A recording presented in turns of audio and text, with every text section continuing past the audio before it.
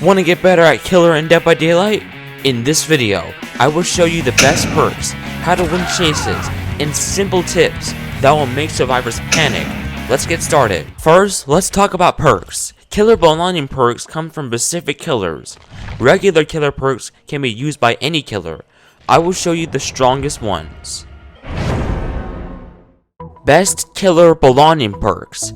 These are perks that belong to specific killers originally. Lethal Pursuer belongs to Nemesis. What it does, shows survivor ores at the start of the match.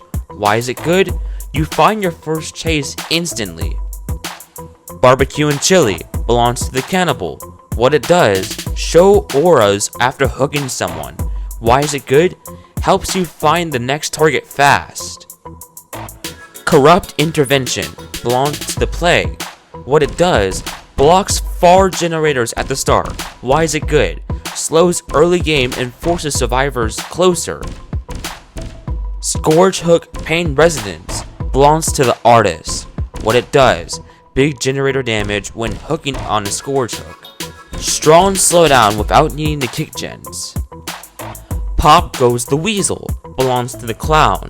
What it does, let you kick a generator for huge progress loss after a hook. Why is it good? Simple and reliable slowdown. Last but not least, save the best for last. Belongs to Michael Myers the Shape. What it does, faster attack cooldown when you hit non-obsession survivors. Why is it good? Make chases shorter. Okay, now let's move on to best regular killer perks. These are not tied to one killer anymore. Hex No One Escapes Death. Gives you instant downs in endgame if a Hex totem remains. Its combat potential. Hex Ruin. Generator regresses automatically when not being worked on. It's a passive slowdown. Hex Undying. Protects our Hex perks once. Keeps your Hex perks alive longer. Tinker. Alerts you when a generator is almost finished. Lets you pressure key gens. Bamboozle. Blocks windows after vaulting them. Destroys strong loops. Whispers. Tells you when survivors are nearby. Great for beginners to find people. Okay, let's start the killer lessons. I will explain this in a simple way so you do not feel confused. When you enter a match, if you have Lethal Pursuer, use the aura reveal to find your first survivor and start a chase right away. During a chase, keep your camera on the survivor, not the scenery. If you lose sight of them, look for scratch marks or pools of blood to track where they went. Now here is an important rule.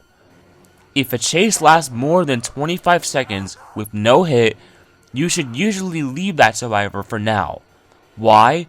Because focusing for too long on one survivor gives the others time to repair generators.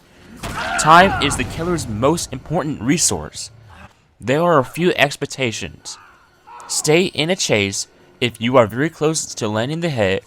They are out of strong pallets or tiles. Your killer power can guarantee a hit soon. No important generators are being worked on nearby. Otherwise, leave the chase and pressure generators or look for another survivor. Now, let's talk about pallets. If a survivor is looping a strong pallet or strong tile, if they are healthy, break the pallet and leave. If they are injured and close to going down, you can commit. Try to break pallets that are safe for survivors to loot. Do not respect every pallet. Some pallets should be ignored. If you are unsure, break the pallet once, then leave and apply pressure elsewhere. You can use the perk Brutal Strain to break pallets faster, but even with that perk, follow the same rules. Do not waste time in bad chases. Now the windows. If a survivor vaults a window, try to mind game it. Fake going one direction, then switch. This can force mistakes and free hits. When you are about to hit a survivor, do not swing too early. Wait for a guaranteed hit. Also, avoid chasing survivors into the strongest parts of a map, like shack or long wall loops. These areas are designed to waste your time.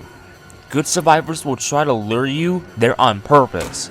Do not give them what they want. Now a common question. If you see a survivor working on a generator, should you kick the generator or chase the survivor first? Most of the time, chase the survivor first. A survivor on a generator is already in a bad position.